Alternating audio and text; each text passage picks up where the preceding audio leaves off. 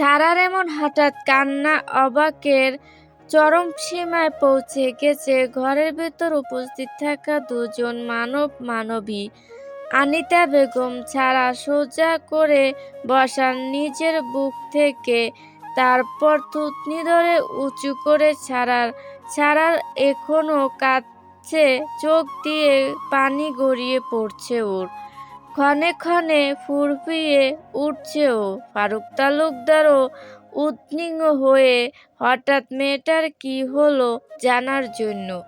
আতিয়া বেগম শান্ত কণ্ঠে ছাড়াকে বলে ওঠেন, কি হয়েছে মা, কাঁদছো কেন, আমাকে বলো।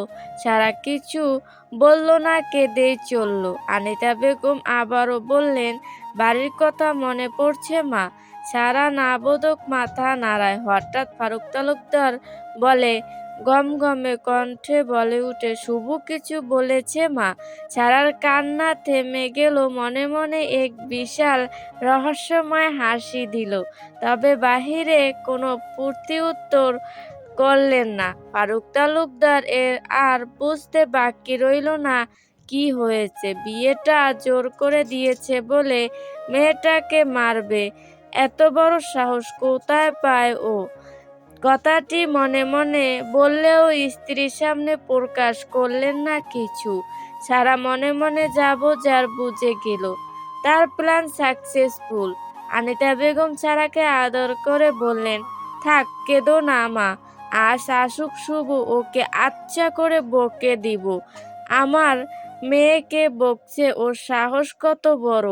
সারা এবার বিড়বিড় করে ফুলিয়ে ফুলিয়ে বলল, আমি বিছানায় বসেছি বলে আমাকে তুলে আছাড় দিয়েছে, সাথে আমাকে মেরেছে।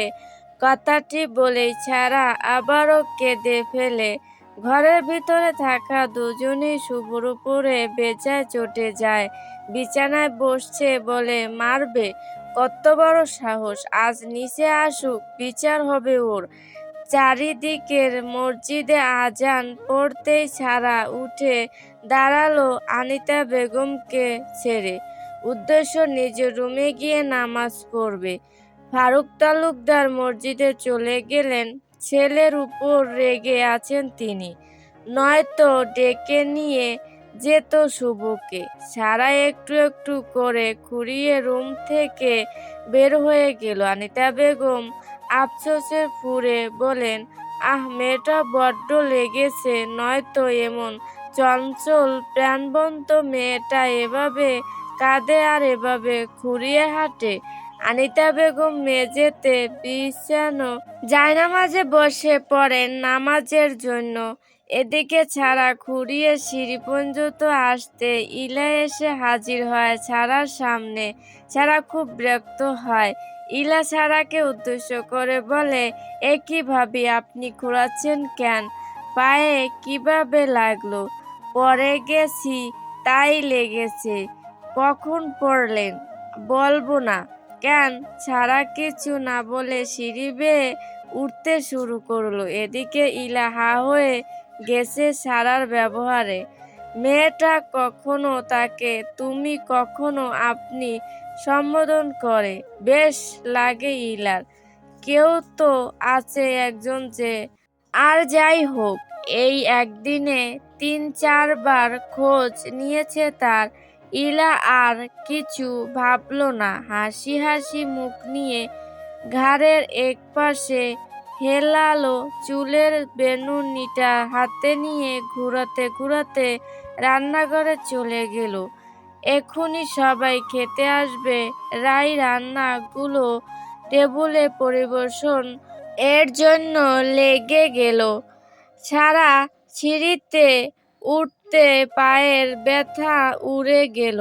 এক ভিলেন হাসি দিয়ে বিড়বিড় করলো, মাস্টার মশাই, আপনি আমাকে বিনা কারণে বকছেন কতদিন, এবার থেকে এভাবে প্রতিশোধ নিব। ছাড়া হেসে হেসে দরজার সামনে এসে দাঁড়ালো। না, দরজা খোলাই আছে, হয়তো ইলা ব্যাগ দিতে এসেছে বলেই দরজা খুলেছিলেন উনি। ছাড়া এবারও নক না করে ঢুকে পড়ে। শুভ মোবাইল চাপতে বিছানায় একপাশে বসে এক পা তার বিছানায় লম্বালম্বি ভাবে আছে, আর অন্য পা বিছানা থেকে মেঝেতে ঝুলছে। সারা দরজা খুলে ভেতরে এসে বিছানার দিকে ঘুরতেই চোখাচোখি হলো দুজনের। সারা চোখ নামিয়ে ভেংচি কাটলো। মনে মনে বেশ ফুর্তিও লাগছে। এতদিনে এই লোককে শায়েস্তা করার একটা উপায় পেয়েছে সে। এত সহজে ছাড়বে না। ছাড়া কোনো কথা না বলে ওয়াশরুমে চলে গেল অজু করতে। এদিকে ছাড়াকে এমন শান্ত দেখে কপাল গুটিয়ে গেল শুভর। নিশ্চয় কোনো গন্ডগোল পাকিয়েছে। কিন্তু কি গন্ডগোল পাকাবে? এখানে তো ওর সেই বান্দর ফ্রেন্ডগুলো নেই। শুভর ভাবনার মাঝেই সারা অজু করে নামাজে দাঁড়ালো। শুভর বেশ ভালো লাগলো এই গুণটা। মেয়েটা এক ওয়াক্ত নামাজ বাদ দেয় না। শুভ উঠে ঘড়ির টাইম দেখে নিল। তারপর নিজেও অজু করতে চলে গেল নামাজ পড়ার জন্য। খাবার টেবিলটা আজ অন্য দিনের তুলনায় বেশ নিস্তব্ধ। শুভ নিচে আসার পর থেকে একটা কথা বলেননি আনিতা বেগম বা ফারুক তালুকদার। শুভ কোনো রহস্যর গন্ধ পায়। আনিতা বেগমের পাশের চেয়ারে বসে ছোট ছোট ভাতের দলা গালে পুড়ছে ছাড়া। সবার নীরবতা ভেঙে ফারুক তালুকদার থমথমে গলায় বলে উঠল, শুভ, তোমার সাথে আমার কথা ছিল। শুভ গ্লাস থেকে পানি খেয়ে শান্ত কণ্ঠেই বলল, বলো আব্বু, কি বলবা? তোমার লজ্জা করে বাচ্চা একটা মেয়েকে তুলে আছাড় মারতে? দেখো তো, মেয়েটার কোমরে লেগেছে, খুব কান্না করছে। তুমি কি মানুষ? শুভ যেন আকাশ থেকে পড়ল। ও কাকে কখন তুলে আছাড় মারলো? আর আছাড় মারলে কি মানুষ বাঁচে? ছাড়ার গলায় ভাত আটকে বিষম খায় ছাড়া। আতিয়া বেগম তাড়াহুড়ো করে পানি দিতে ঢকঢক করে গিলে নেয় পানিটুকু। শুভ এবার ছাড়ার দিকে তাকায়। বুঝতে বাকি নেই এ কাজ কার। করছে এক, বলছে আরেক। ছাড়া তাকাতেই শুভ কটমট করে তাকায় ছাড়ার দিকে। সাথে সাথে ছাড়া চোখ ঘুরিয়ে সবার অগোচরে জিভ বের করে ভেংচি কাটে শুভকে। শুভ চোখ মুখ কুঁচকে নেয়। এক অবস্থা! পুরো পাক্কা মিথ্যে কথা বলে তাকে ফাঁসিয়ে দিল, তাও আবার ইনোসেন্ট ফোর্স নিয়ে, তারই বাবা মায়ের কাছে। শুভ গোপনে দীর্ঘশ্বাস ফেলল। ফারুক তালুকদার আবারও গম্ভীর কণ্ঠে বলল, আজকের পর যেন আর না শুনি তুমি ওর গায়ে হাত দিছো। দিলে কিন্তু আমার চেয়ে খারাপ কেউ। ফারুক তালুকদারের কথায় তাল মিলিয়ে আনিতা বেগমও বলে উঠল, এ কেমন ব্যবহার শুভ? কাল বিয়ে হয়েছে আর তুই আজ মেয়েটাকে মারলি। ওর বাড়ির মানুষ জানলে কি ভাববে? মেয়েটা আমার এমনিতেই শান্ত শিষ্ট, তোর সাথে কোনো অকাজ করেনি সেটা আমি জানি। বরং তুই ওকে বিনা কারণে মেরেছিস। শুভ কি বলবে খুঁজে পেল না। একদিনের ব্যবধানে ওই বজ্জাত মেয়ে তার বাবাকে কেমন আপন করে নিয়েছে, আর তাকে কেমন পরপর করে দিয়েছে। শুভর দিকে তাকিয়ে ইনোসেন্ট ফোর্স নিয়ে ছাড়া আবারও বলে উঠল, আম্মা আরো বলেছে আমার কানে চড় দিয়ে আমার কান লাল করে দিবে। শুধু মাত্র উনি একটু ডেকেছে, আমি উত্তর দিতে দেরি করে ফেলেছি বলে। ছাড়ার কথায় ফারুক তালুকদার রেগে গেল কিছু না। তার মনে হচ্ছে ছেলেকে জোর করে বিয়ে দেওয়ার জন্য এই বাচ্চা মেয়েটার উপর নির্যাতন করছে শুভ। কিন্তু ঘটনা উল্টো। ফারুক তালুকদার খেতে খেতে বললেন ছাড়াকে, মা, ও যদি আর একদিন তোমারে মারতে চায় আমারে বলবা, আমি ওরে মেরে লাল করে দিব। শুভর কেমন যেন একা একা লাগতে থাকলো। স্মৃতিচারণ করতে থাকলো ছাড়ার কথাটার। আদৌ কি এটা সত্যি বলছে নাকি এই মেয়ে খেতে খেতেও মিথ্যা বলছে? হঠাৎ শুভর মনে পড়ে কিছু মাস আগে ছাড়া অমনোযোগী হয়ে ক্লাসে ব্যাগের ভিতরে মুখ লুকিয়ে খাচ্ছিল। শুভ ওকে অনেক ডাকলো, শুনতে পায়নি। তখন মার্কার পেন ছুঁড়ে মারে সারার মাথায়, আর সাথে সাথে লাফিয়ে উঠে ছাড়া।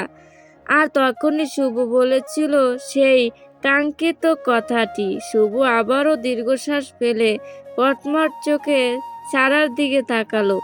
মেয়েটাকে যতটা চালাক ভেবেছিল তার চেয়ে 10 গুণ দ্রুত।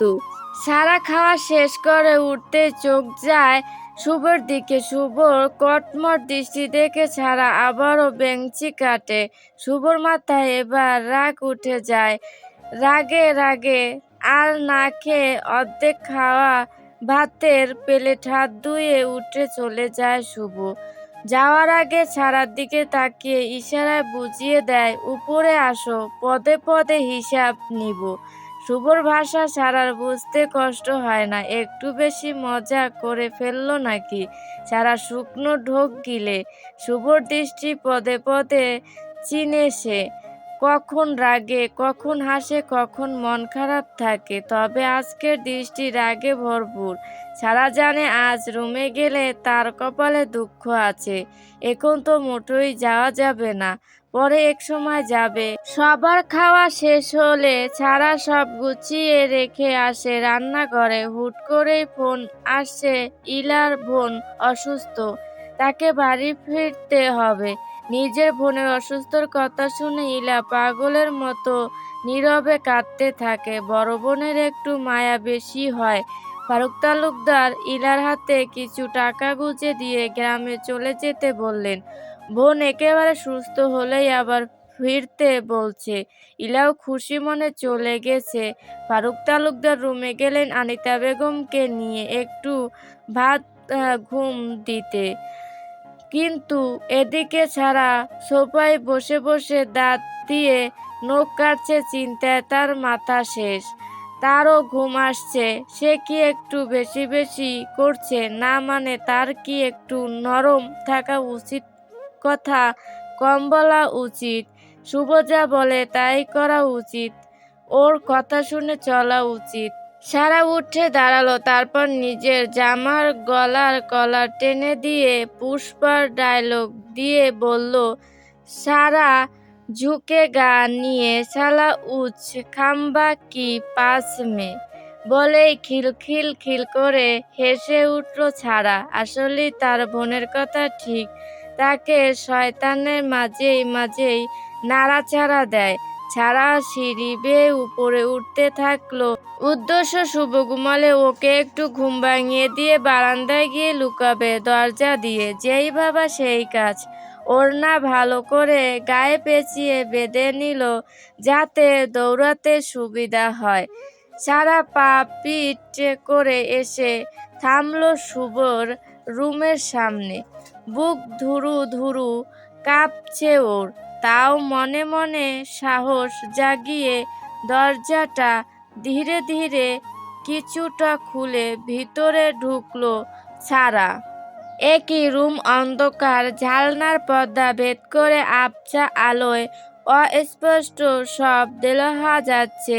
সারার চোখ গেল বিছানায় কম্বল মুড়িয়ে দিয়ে কাউকে শুয়ে থাকতে দেখে। সারার মুখে হাসি ফুটে উঠল। বিড়বিড় করে বলে উঠল, তালুকদার বেটা, আমারে কেচিংয়ে যেমন অত্যাচার করছো, আজ থেকে আমি সারা তোর বউ হয়ে সেই অত্যাচার করব একটু ইউনিক ভাবে।